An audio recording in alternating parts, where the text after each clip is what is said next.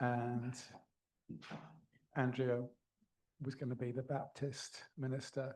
I don't know what the joke was, but that was the plan. But also I've been aware of Andrea for a number of years, of her personal story and her work with creating Sanctuary, which has been very significant work with wide influence.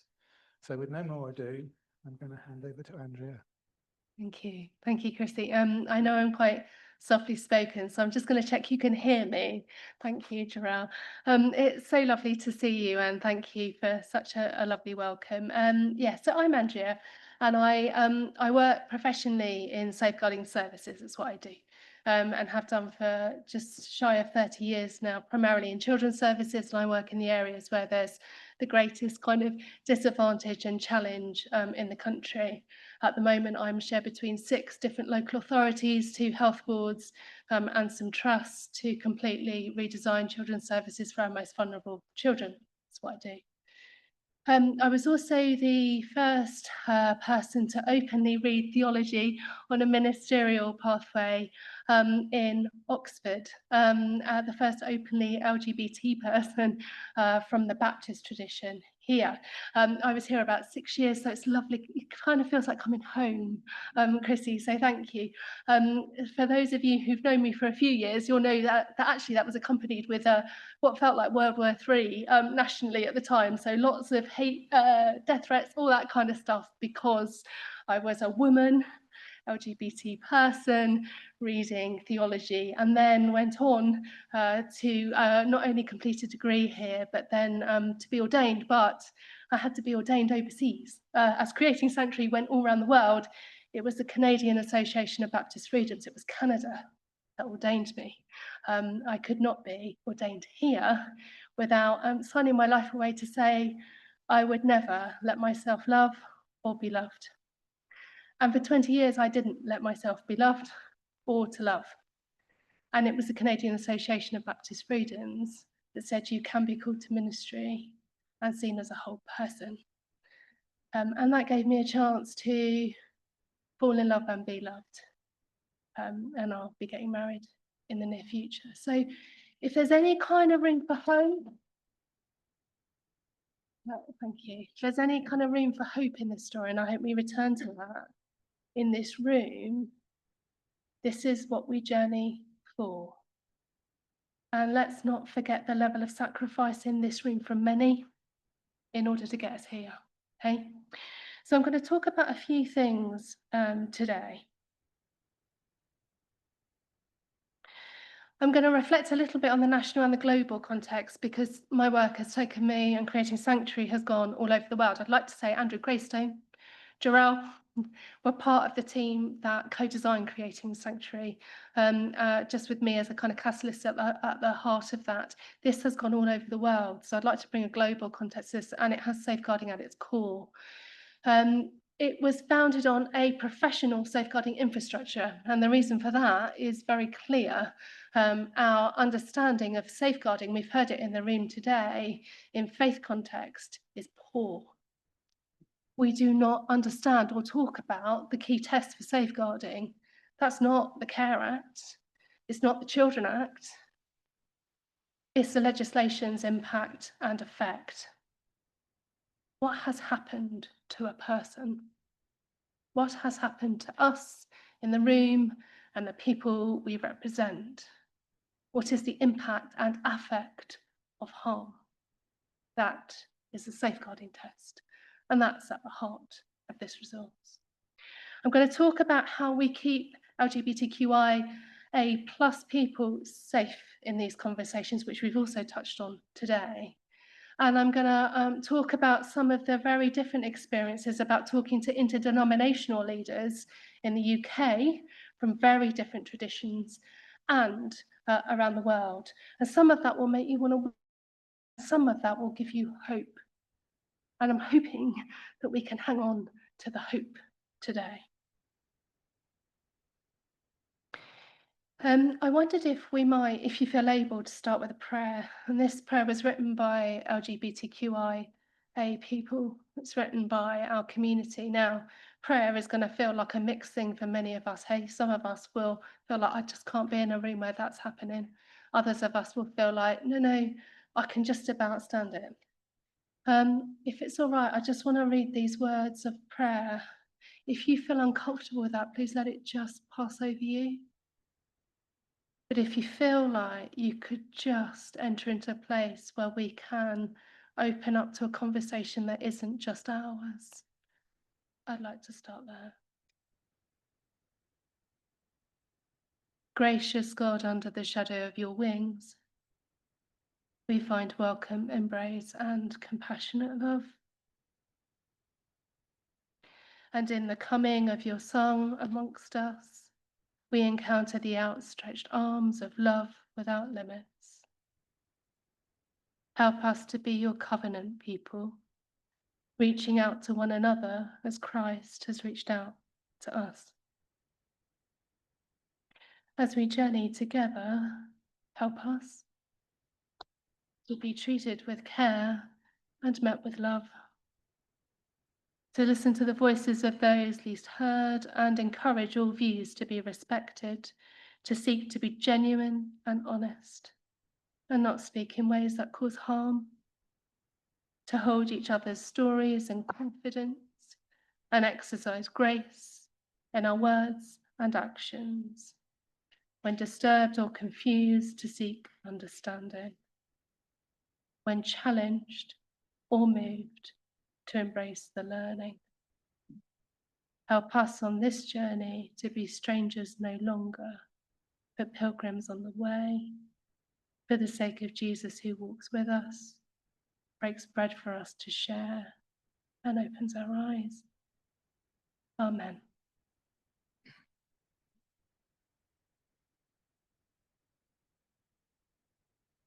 We've talked a lot at the start of the day, and thank you, Jarell, for everything you talked about, with Ezekiel's words.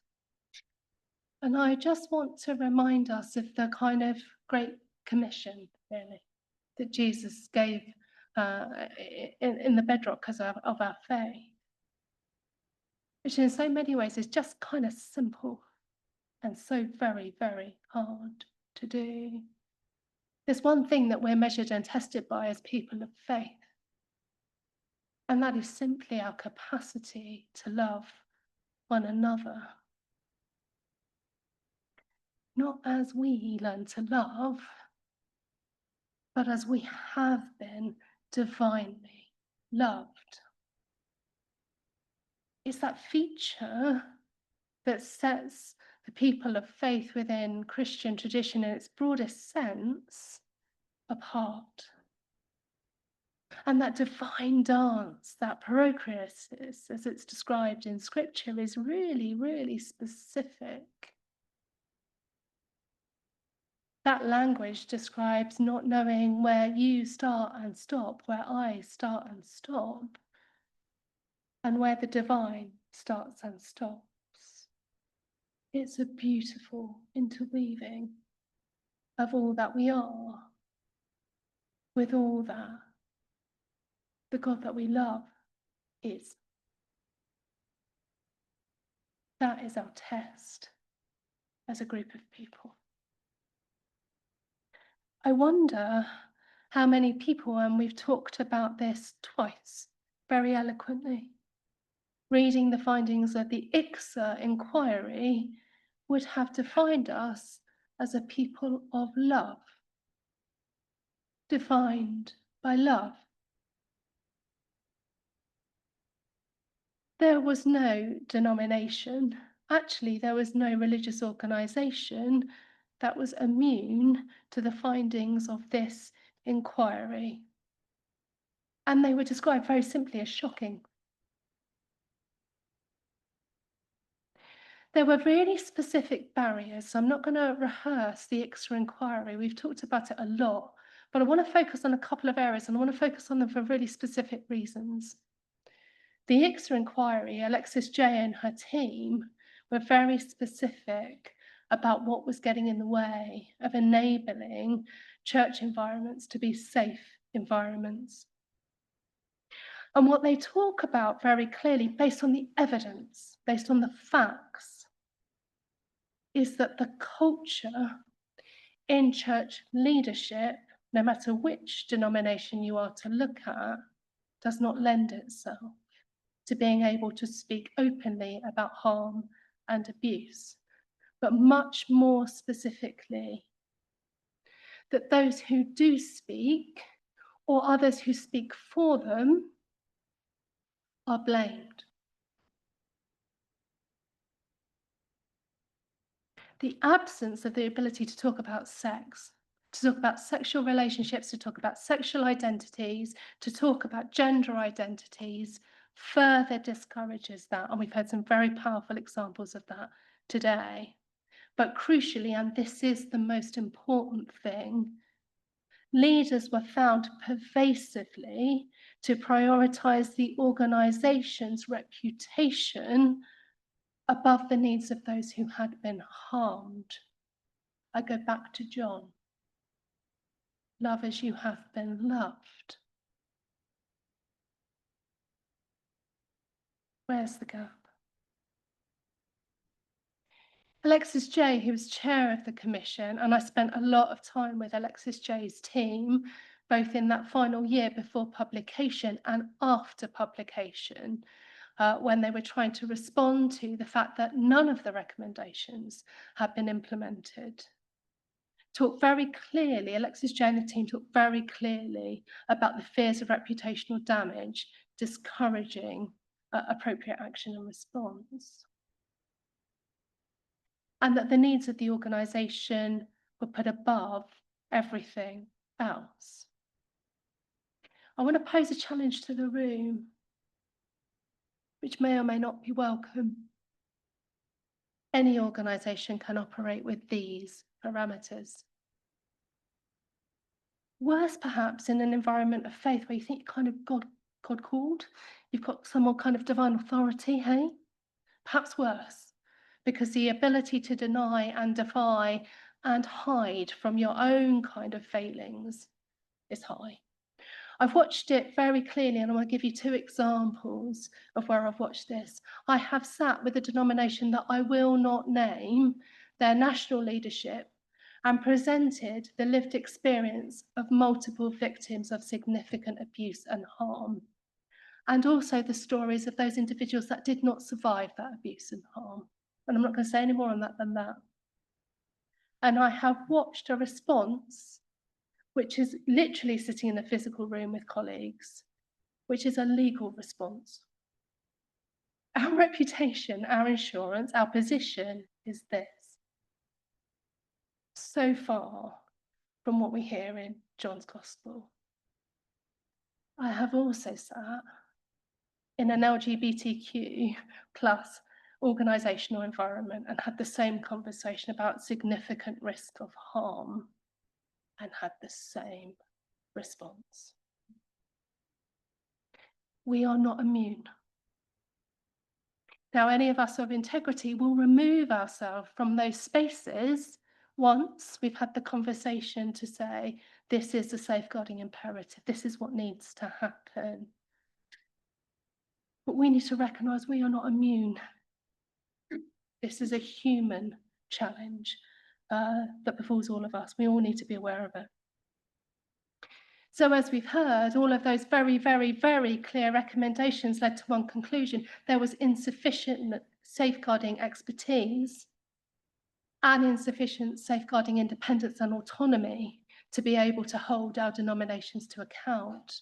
That's why specific recommendations were set up, and we have focused a bit on the Anglican tradition for an independent safeguarding arm. But actually that applies to most denominations. None of that was seen through, and the reasons for those recommendations were really clear.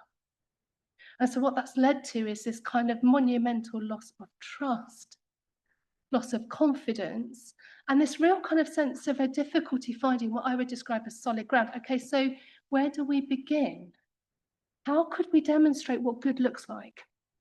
Who might be up for a kind of modelling? And we have got a few examples of denominations standing up and starting to make that change. But we need that kind of solid ground in order to make the change that we need to make.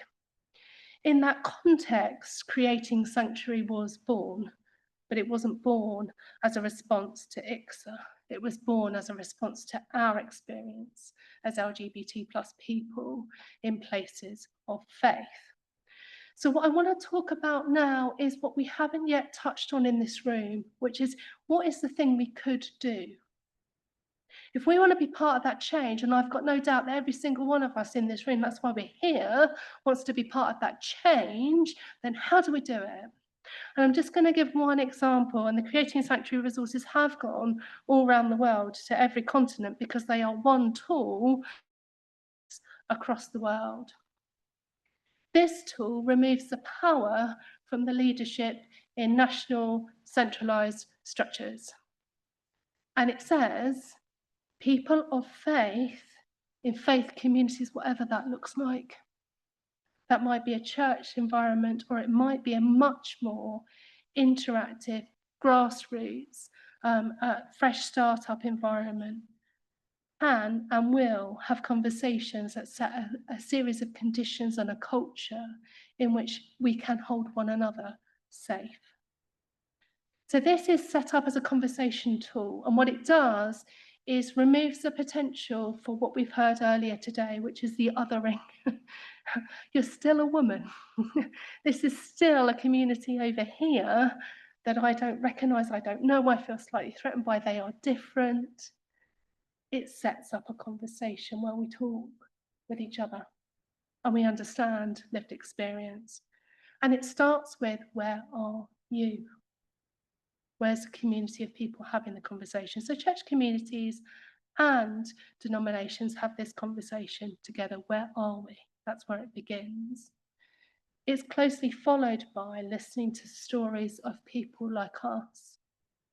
What's the journey? And attentively listening and then responding to that, talking about your journey and these stories side by side.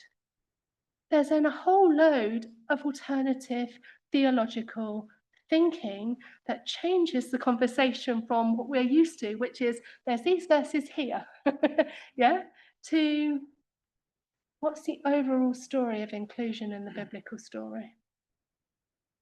What's the overall narrative? What do you see when you look at Jesus' life and ministry? Different conversation. And then there's loads and loads of professional input. Professor Lisa Oakley, who's led a lot of the work on healthy cultures in church communities, a lot of the challenge around abuse in faith environments, has a whole section on her healthy leadership and culture. And then journeys of individual leaders from very different denominational backgrounds are shared. And then, crucially, it leads to action.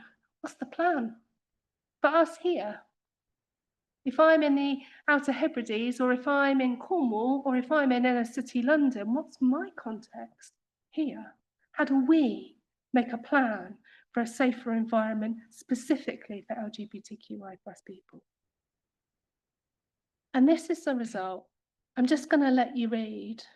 These are words from ordinary members of our church and faith communities talking about the impact that this conversation over 6 sessions has had for them.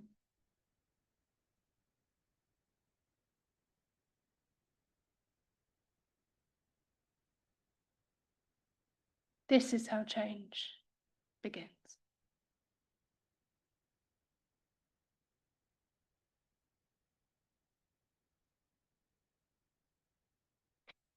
In order to inform goodwill, we need a little bit of theory. And one of the crucial parts of the design of Creating Sanctuary was it brought national statutory leaders together. The leaders for safeguarding across government and in our national departments came together to co-write the safeguarding structure that sits in this, which is why we don't end up with the kind of debates around what is the definition of safeguarding? How do we measure that? We brought the kind of academic and statutory minds spanning healthcare and education together to write this guidance. And Lisa Oakley's work on what it means to then embed real change to often for our church communities that have had very evangelical histories, very conservative evangelical histories, trying to reverse that culture is a huge piece of work. It's a very, very practical guides on how to do that. The largest church we've done that with is 300 people strong, where we've literally done that work to work through the culture. We've also done it at Synod, Church in Wales. Synod would be the best example of that.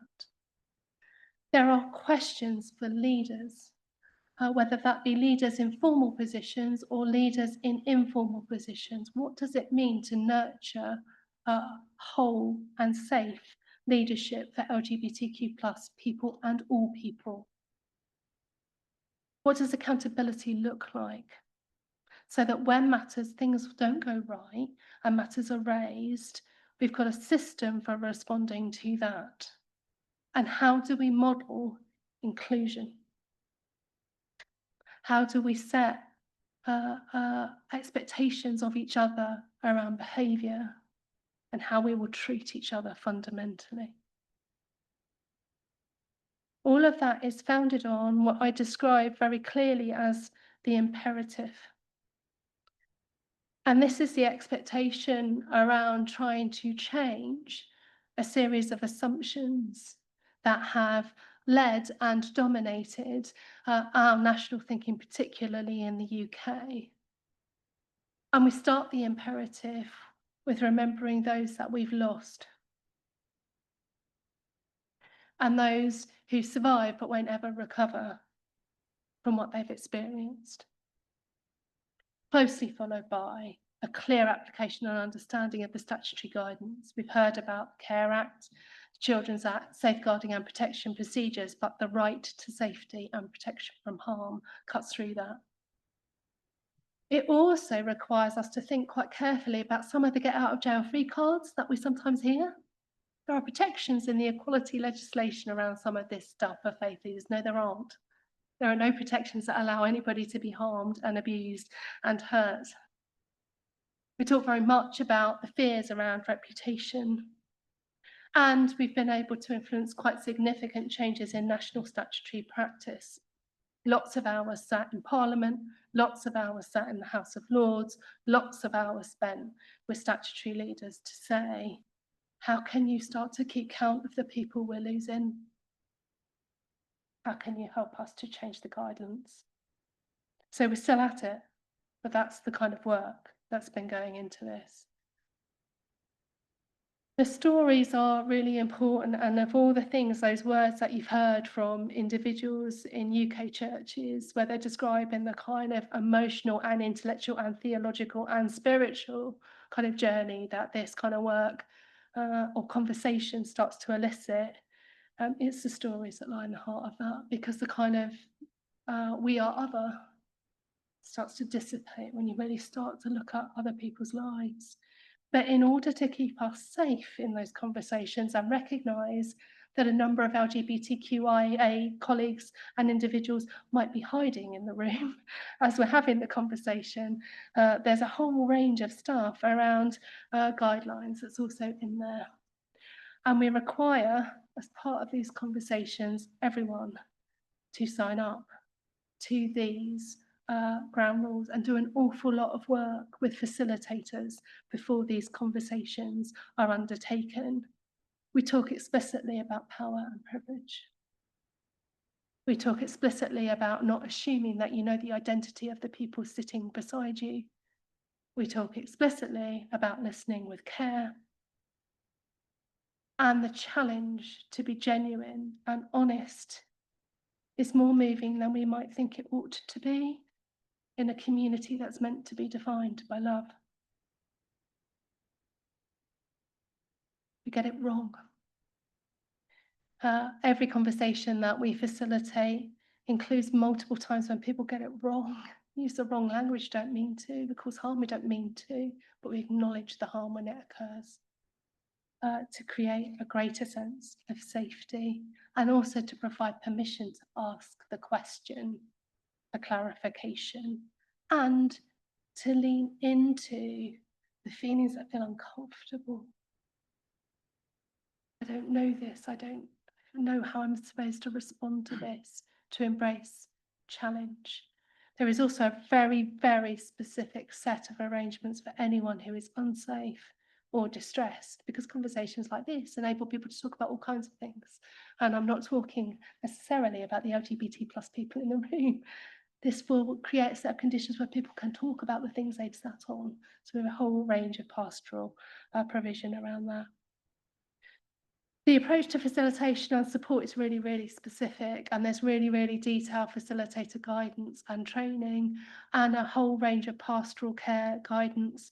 National partners changed their national arrangements to provide a set of mental health support, of safeguarding support, and of guidance for leaders to sit behind this. There are a number of phone numbers that you can literally call to get help and support for individuals throughout this conversation. And that's thanks to statutory partners. It's not thanks to our own kind of faith sector resourcing.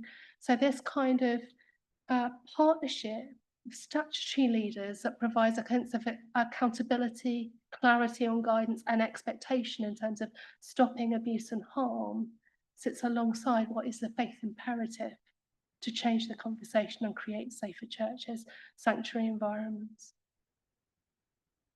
What we do is dovetail really closely with designated leads for safeguarding and with diocese teams, but we do not rely on diocese teams or designated safeguarding leads having a really good working understanding of safeguarding. It varies. I think you've probably got some really good examples of what it can look like in Oxfordshire. Not everywhere has that experience. So whilst we link these together, we don't rely on them. And there's significant kind of detail on how to manage a whole range of concerns, whether those be emotional health, whether those be safeguarding related, and to respond appropriately to those, to end this wall of silence that we so often experience, and to provide specialist national and regional and local resources to help individuals throughout the conversation, including our own LGBT plus community. The principles that have sat behind this work have been one of restorative and relational dialogue. We will support and challenge in equal measure. We will work with, not do to, and not do for. We will build a rapport that provides a foundation for lasting dialogue. As Creating Sanctuary has continued to grow, we've got very specialist resources that Alex Clare Young, many of us will know Alex, has written for trans and non-binary safeguarding and training and specialist signposting resources and examples for policies and procedures. And constantly the question is, what else might you need? What else might we be able to grow? And the resources get added to as we go. We're not sure this video is going to play, but what you would see on this screen, if it were to, is Lizzie, no, I'm not sure you're going to hear the dialogue here because of our sound restrictions. But what we might do, Holly, is circulate this, if that's okay, afterwards for everyone. Lizzie's mum and dad, we remember, hey Andrew, the conference in Manchester. Lizzie was 14 when she took her life because she didn't feel that she could have a place of belonging and care in her church. Andrew and I were at the conference that Lizzie's mum and dad then were integral in setting up, and they embedded their story and Lizzie's story in these resources. I encourage you to read and watch that particular, it's a BBC documentary actually, Andrew, isn't it, on that. And the question that I think we ask ourselves over and over in light of Lizzie's story and others is, where would Jesus stand on that? I ask myself over and over again, could I meet his eye in that context? I don't know how you feel. That's why we do what we do. So this is examples of the impact. This has gone literally all over the world and has been a catalyst for change. So these quotes are actually from the other side of the pond, from colleagues who have used this in an international context. What I should say is cultural humility is a key component of this. So we do not lift and shift creating sanctuary. We redesign it in local context with local people. The fears that many people have walking into a conversation like this, the feedback is consistently, they're not founded in terms of the dialogue we are able to have. And many colleagues describe this as a new conversation. In particular, in the UK, we've worked very closely with Methodists leadership nationally as well as locally, both pre and during Synod. And we literally held the Church in Wales Synod conversation a few years ago just on this material. And these are some of the reflections from national leaders. We were designing this in the last year of Living in Love and Faith, and the individual who oversaw Living in Love and Faith, Eva, in the kind of central team, talked quite a lot about if she had had her time again, how she would have tried to approach LLF differently. And that really did inform the way in which this was designed. In addition, the level of engagement from government is high because this is a conversation of concern in the halls of Westminster, rightly.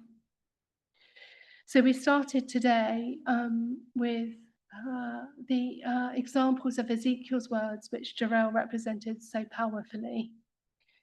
I'd like to leave us with Isaiah's words, who I think equally resonate for us and perhaps might open to us a new conversation.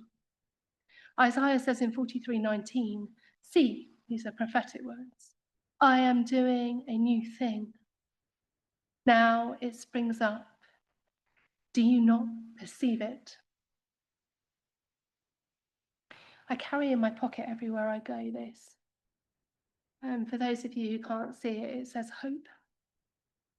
I carry it day and night, and I've carried it for years and years and years, and I carry it for a reason, because when we're in the conversations we're in, many of us are in them quite a lot of the time, it's quite hard to hang on to the prospect of hope, because it can feel a bit grim sometimes, hey? What we've seen through these conversations, there's no magic in this, it's just a structured conversation that keeps us at the heart of the discussion, is the capacity of hope. And if we could play this music, and for Holly, I don't think the technology is going to work with us. This is the music from The Mission. Anybody seen the film, The Mission? You know, that beautiful oboe piece? Can you imagine that in your head, perhaps? Before we go into questions, I guess, where's your hope? What's the thing you feel you can hold on to? And perhaps just take a minute to think, what are your thoughts? What are your hopes? And are there any questions?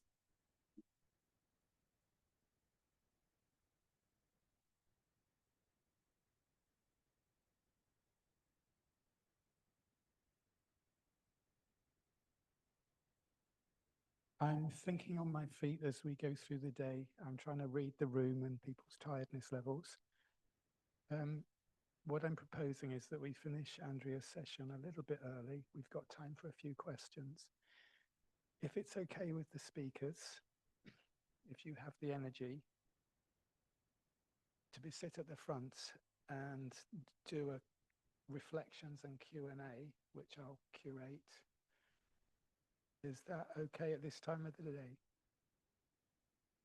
You don't have to, if anybody wants to volunteer or not volunteer, but is there a kind of, would that be okay?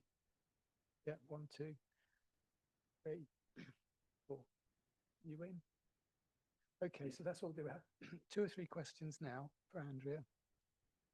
And then we'll take a short break, 5-10 minute break, and then we'll come back, and we've got about 25 minutes then just for a quick reflections, so that if anybody's got that burning question that they couldn't ask Helen or Judith, Gerald, we've got time for that. So Any questions online? Any questions from the floor?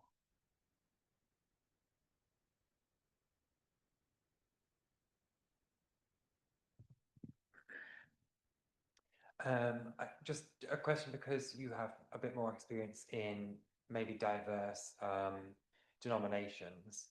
I know you didn't want to name names specifically, but I just wondered, because a lot of our conversations and certainly my background is Anglican, and actually a lot of different elements, but particularly Anglican and Baptist. I wondered, in some of the churches that are maybe not sort of nationally known as more inclusive, but for example, the Methodist Church now does same-sex weddings. Do you know anything about whether that has led to an impact on their safeguarding, and whether that is now better because of them doing that? If there's, if some of the more inclusive churches have got a lower element of having created abuse within them and that kind of thing. There probably aren't statistics on it, but whether you have any kind of stories on that, if that makes sense. Yeah, it's a really good question, and I can only answer anecdotally.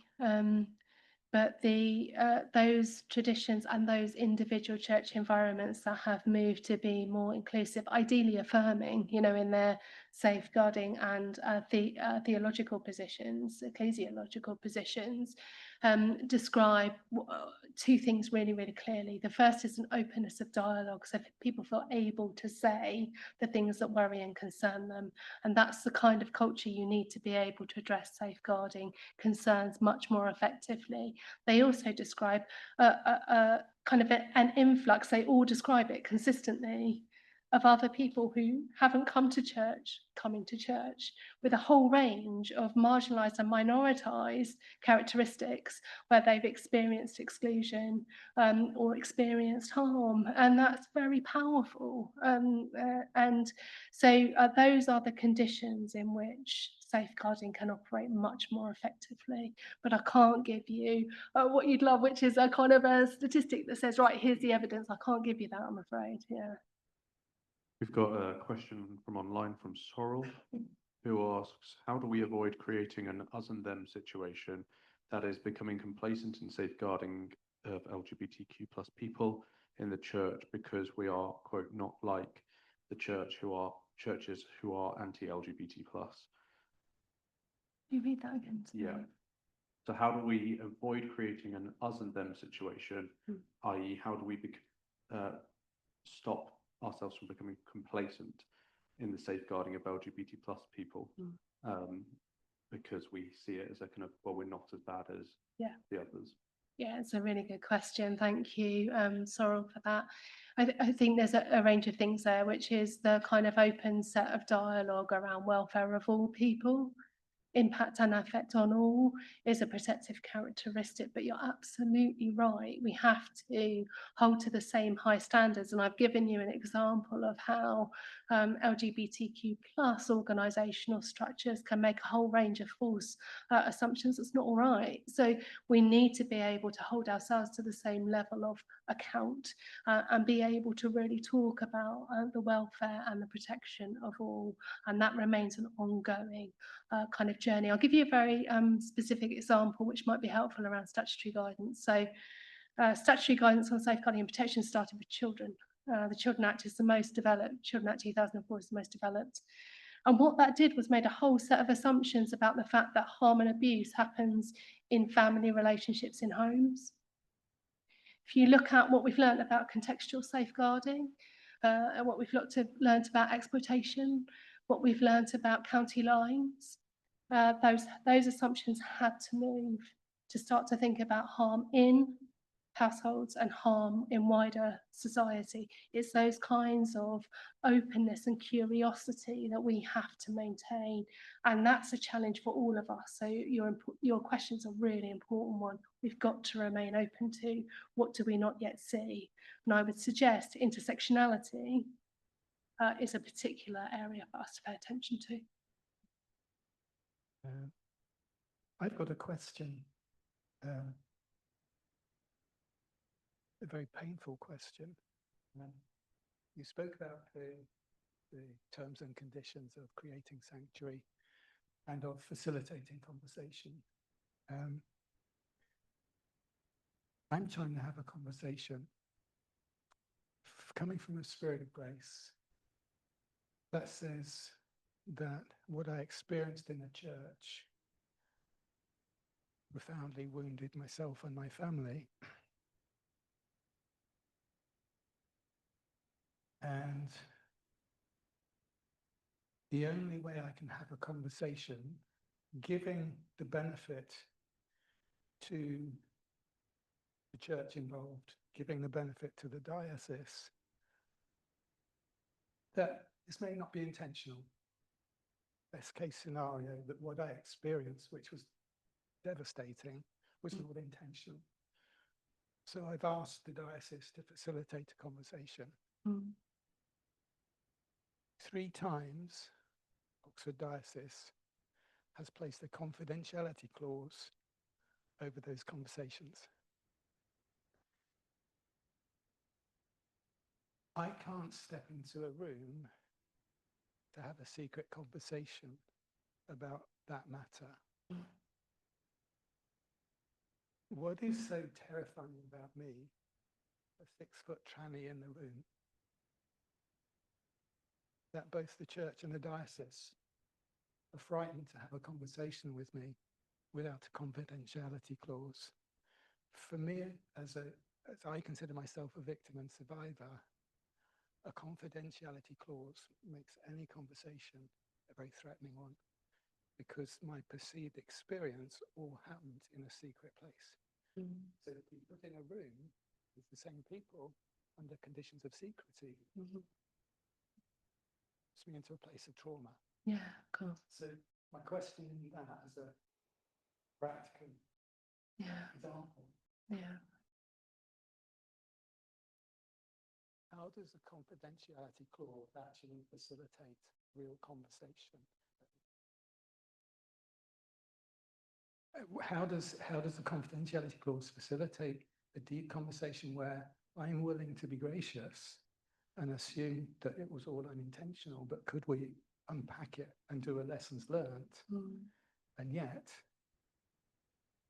a confidentiality clause, which to me is a gagging order, makes that room unsafe, because what is said in that room can potentially be abusive to me without intention, and I can't then share what happened in the room. Yeah, so I mean, that's a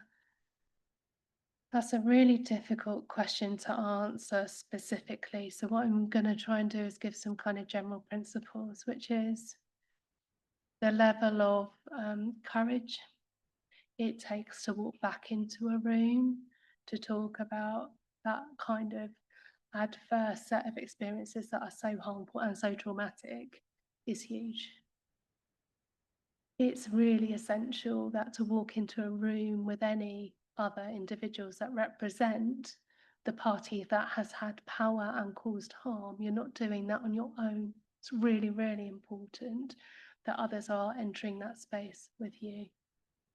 Confidentiality agreements are normally agreed at a later state to confirm how particular information will be managed, rather than as a blanket from the outset.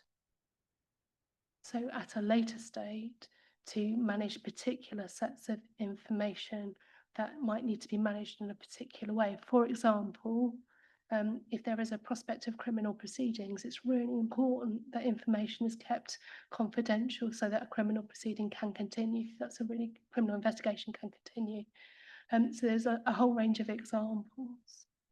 Confidentiality clauses are often presented by leaderships or organisations who are very fearful and presented as a blanket. And that's very rarely okay. So there's a few sets of principles there, and I'd be really happy to talk about that separately if that's helpful. Yeah. Any other questions before we close? One last question. Yes. Maybe this is a really stupid question, but why has there been so much buy-in from statutory and government and things like that? Why? Because is it because you yourself have a reputation and kind of, you have experience in statutory safeguarding and therefore you're respected. Like, why is there buy-in? Because sometimes there can be such a barrier between church and government and statutory, and they're not really interested. Yeah, so I think there's two answers to that question. The first is what happens in faith environments to people who could experience harm is a real area of statutory concern and is an area of government concern. That's answer one. Answer two is government's confidence in individuals being a broker in that conversation is variable. And the benefit that creating sanctuary has had and other conversations I've had is having that I've got that kind of dual, which helps a bit with that hugely. But the key thing to hold on to is from a statutory perspective, this is a real concern. Yeah. We've got time for another question. Yes.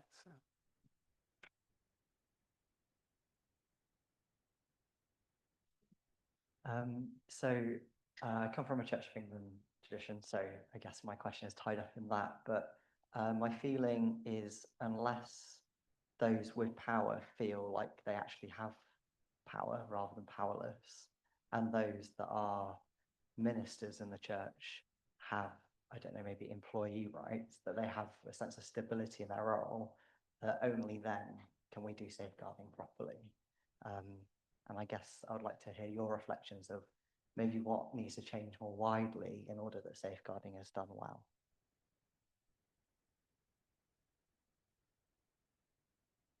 It's interesting, isn't it? Because if we strip it back, safeguarding follows treating each other with love and respect and, you know, minimizing the opportunities for harm, which needs no structure at all, actually, to it. Organisationally, I absolutely hear your point, which is, you know, when you're in really precarious or temporary arrangements, or there's just not enough kind of scaffolding or infrastructure, this becomes all the harder. It can feel like it becomes all the harder. But I think it's probably the infrastructures, the faith infrastructures and organisational infrastructures with the most resource that can be the worst examples of this. So I'm not sure that's the problem. And I would strip it back to those words in John. It's about how we have a real relationship with a divine love that outstrips everything we think we know, and how we see each other in a way that starts to say, you are worthy of all of these things, and harm is not a thing that should be in your experience. So I haven't answered your question probably in the way you hoped, but I think it's about stripping it back. Thank you, Andrea.